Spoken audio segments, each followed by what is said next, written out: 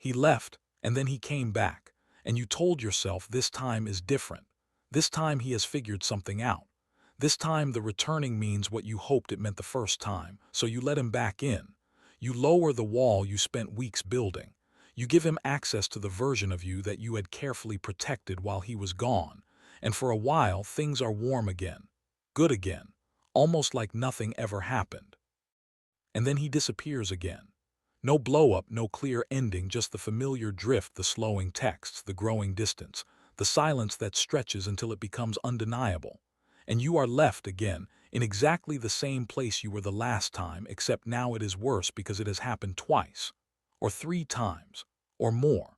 And every time it happens, the hope that he comes back carrying is a little more powerful than the grief he left behind, which is precisely why you keep letting him. Here is what nobody says clearly enough about this pattern.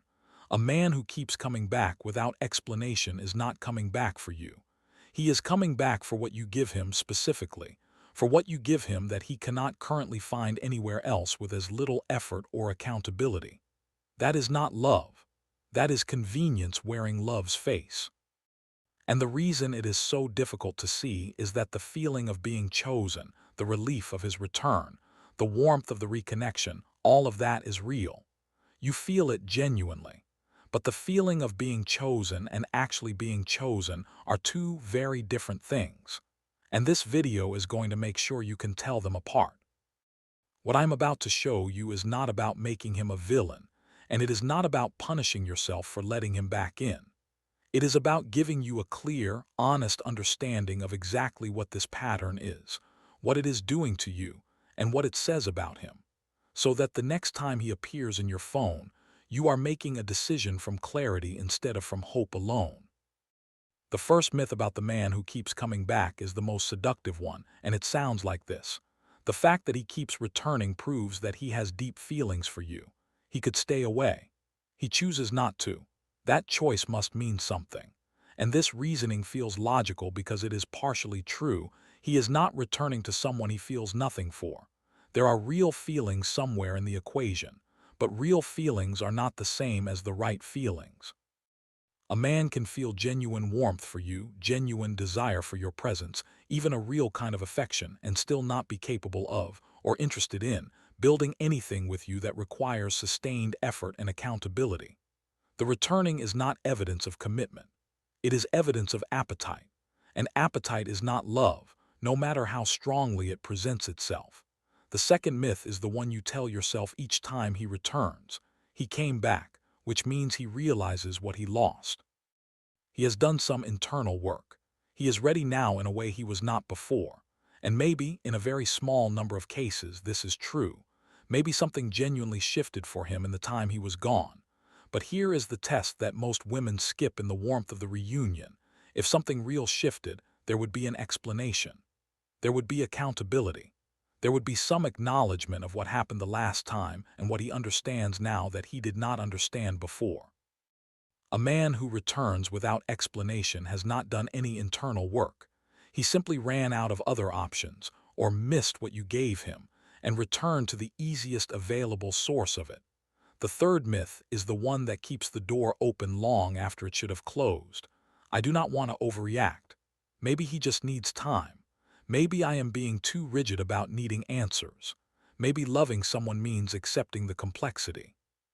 But there is a difference between accepting the complexity of a genuine relationship, one that has communication, accountability, and mutual investment, and accepting the chaos of a pattern that only continues because you have not yet required it to stop. Needing an explanation before letting someone back into your life is not rigidity. It is self-respect. By the time we finish today, you are going to have a clear, practical framework for understanding exactly what this pattern is, why it works the way it does, and how to respond to it from a place of genuine power. I want to introduce you to what I call the revolving door dynamic. A revolving door keeps moving. It lets people in and it lets people out, and it never fully closes, which means it never fully protects the inside from whatever is outside. The man who keeps coming back without explanation has found a revolving door, and he uses it because it works. It gives him access without commitment, presence without accountability, and connection without cost. And it works because of a very specific psychological loop that forms between his behavior and your response to it. Here is how the loop operates. He leaves, sometimes dramatically, sometimes with a quiet fade. The leaving creates anxiety in you, which you manage privately, working through it, rebuilding yourself, getting your footing back. Then he returns, often at a moment when you have started to feel stable again, often with warmth and charm and the version of himself that made you care in the first place. His return triggers relief in you, which feels so much better than the anxiety of his absence that the contrast itself becomes powerful. You associate his presence with the end of pain.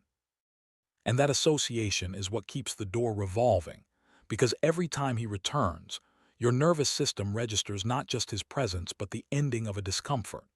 And the brain learns, deeply and quietly, to anticipate his return as the solution to the problem his leaving created.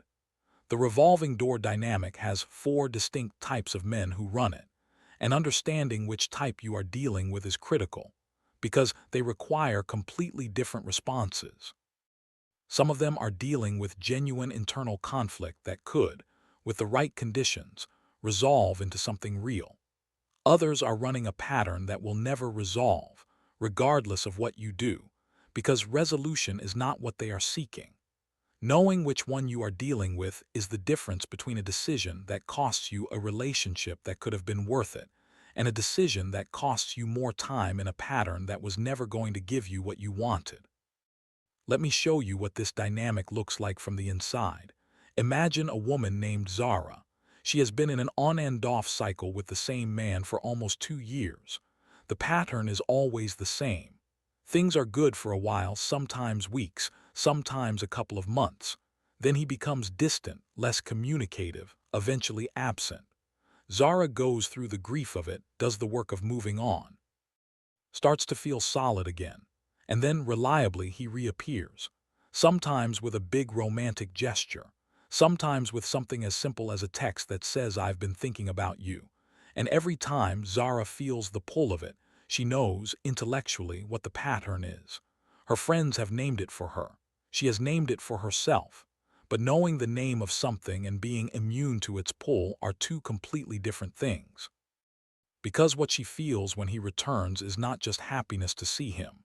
It is the specific and powerful relief of the anxiety ending, the confirmation that she was not forgotten, that she still matters, that the thing between them was real enough to bring him back.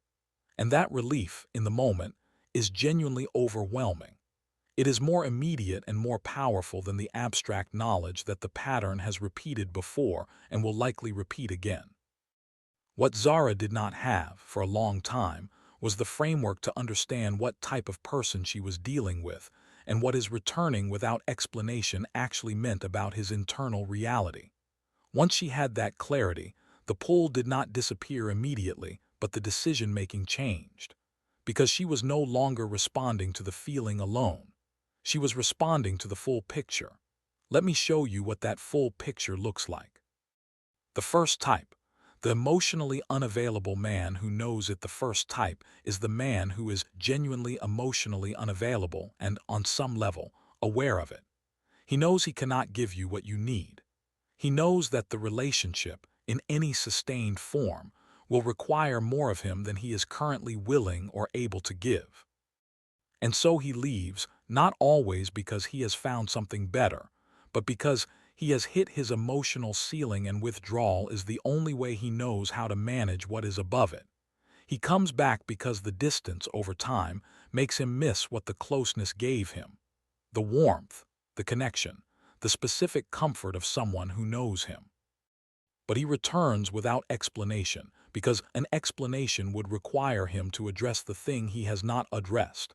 And addressing it feels more threatening than simply returning, and hopping the distance between returns is not measured. This man is not coming back with new capacity. He is coming back with the same capacity and the same ceiling, refreshed by the temporary distance. If you let him back in without requiring accountability, the ceiling will be reached again, and the pattern will repeat on exactly the same timeline it has already established. The only thing that changes this type is serious internal work on his part, work that has to happen independently of your presence in his life, not because of it. The second type, the genuinely conflicted man at a crossroads. The second type is rarer and more complicated, and he is the reason that not every revolving door situation is identical. This is the man who is genuinely conflicted, who has real feelings for you and also real fears about commitment, about being enough, about whether he can be what a serious relationship requires. His leaving is not strategic. It comes from a place of genuine internal confusion, a kind of emotional overwhelm that he does not have language for and does not know how to resolve. His returning is also genuine. He comes back because the feelings are real and the distance confirms that. But he returns without explanation because he does not fully understand himself what the leaving was about. He does not have the self-awareness yet to offer you the accountability that would make his return meaningful. He is not being deliberately evasive. He is simply, genuinely, not yet developed enough emotionally to give you a coherent account of his own interior. This type can become available, but only through a significant internal reckoning that typically requires time, sometimes therapy, and the experience of real consequences. The distinction here is critical. If you let this man back in without requiring growth and accountability, you are not helping him do the internal work. You are removing the one consequence that might have made it necessary. The kindest thing you can do for both of you is to make re-entry contingent on evidence of reflection, not punishment, not performance, but genuine evidence that something has actually shifted. The third type.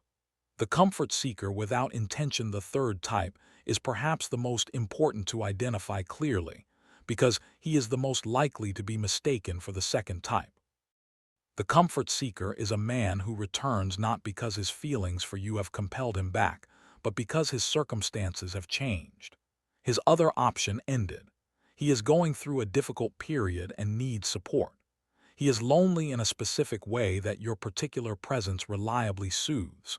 He is between situations, and you are the most comfortable available landing place.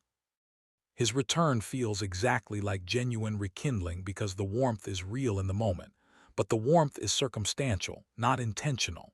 He is not choosing you over other options. He is choosing you in the absence of other options. And the moment circumstances shift again, the moment another option appears, or the difficult period resolves, or the loneliness is addressed by something else, the pattern will repeat, because his return was never about you specifically. It was about what you provide and whether he currently needed it. The way to identify this type is to look at the conditions surrounding each return. Does he come back during stable periods in his life, or always when something else is not working? Does his presence feel like a choice or a default? Does he seem to be investing in the relationship's future, or simply comfortable in the relationship's present? Comfort seekers are experts at the present tense. They are genuinely good to be around in the moment. It is only when you ask the future tense questions, where is this going? What are you building toward? That the absence of intention becomes visible. The fourth type. The deliberate cycler who uses the pattern consciously. The fourth type is the one that is most important to name clearly, and the one that requires the most unambiguous response. The deliberate cycler understands at some level of awareness that the pattern works. He has learned through experience, through observation, through the evidence of your responses, that disappearing and returning is an effective way to maintain access to you while avoiding the accountability of a real relationship. The absence creates longing. The return is rewarded with renewed warmth. The cycle perpetuates itself because it is functional for him. This does not necessarily mean he is a cruel or malicious person. Some deliberate cyclers are not even fully conscious of what they are doing. But the pattern is deliberate in its effect, even when it is not deliberate in its intention. And the marker of this type is the consistency of the cycle itself, the regularity of the returns, the fact that they tend to come at specific intervals, or when you signal that you have started moving on, the absence of any escalation in accountability or depth between cycles. If each return looks approximately like the last one, with no movement toward anything more real, you are likely dealing with this type. The only effective response to the deliberate cycler is to close the door. Not out of anger, not as a punishment, but because the door being open is the only reason the pattern continues. A revolving door works because it never closes all the way. Close it finally, clearly, and for yourself, and the pattern has no mechanism by which to continue. So here is what you actually do. The first thing is to require an explanation before you allow re-entry, not as a test, not as a punishment, but as the most basic form of self-respect available to you. If he cannot account for the last leaving, he has not earned access to what his returning is seeking. An explanation does not have to be perfect. It does not have to be a 2-hour conversation with a therapist-approved level of emotional articulation, but it has to be honest, specific, and voluntary. It has to demonstrate that he has thought about what happened and what it cost you. If he cannot produce that, or if he meets the request with defensiveness, deflection, or minimizing, you have your answer about which type you are dealing with, and it is not the second one. The second thing is to watch the pattern, not the moment. The moment of his return will always feel compelling. The warmth will be real. The relief will be real. The desire to believe this time is different will be real. None of that is a reliable guide to whether anything has actually changed. What is reliable is the pattern over time, whether his behavior after this return looks different from his behavior after the last one, whether accountability replaces deflection, whether he is investing in a future or simply comfortable in the present. Give yourself a specific window, 1 month, 6 weeks, and observe without romanticizing. What you see in that window is who you are dealing with. The third thing, and this is the mindset shift that changes everything, is to understand that the door does not have to remain open simply because the feelings are real. Feelings are not an obligation. You can feel genuine warmth for someone and still decide that the conditions of re-entry require more than he is currently offering. You can care about someone and still protect yourself from a pattern that has already demonstrated what it delivers. Closing the door to pattern is not closing the door to love. It is closing the door to access that has not been earned. And those are profoundly different things. The woman who manages the revolving door is not cold. She is not unloving. She is not overreacting. She is simply operating from the understanding that love, real love, does not require a woman to absorb the consequences of a man's inconsistency while waiting indefinitely for him to arrive at readiness. Real love shows up accountably. It explains itself. It earns re-entry, and anything that cannot meet that very basic standard is not love asking to come home. It is appetite looking for the path of least resistance. If you recognize yourself in Zara's story or in any part of what I described today, I want you to sit with what you now know, not with guilt about the times you let him back in without the explanation. You did what made sense with what you understood at the time, but now you have a clearer picture. And clearer pictures produce better decisions. What you do next is yours to choose, but at least now you are choosing with your eyes open. If this video gave you something today, a language for something you have been living through, a framework for a pattern you could feel but not name, hit the like button right now. It tells me that this is the kind of depth you need from this channel, the videos that go all the way to the root of what is actually happening and give you real tools instead of temporary comfort. Subscribe if you are not already part of this community, and turn on the notification bell. I post every single week, and every video is built for the woman who is done being confused and ready to understand her relationships at the level that actually changes how she moves through them. I want you here.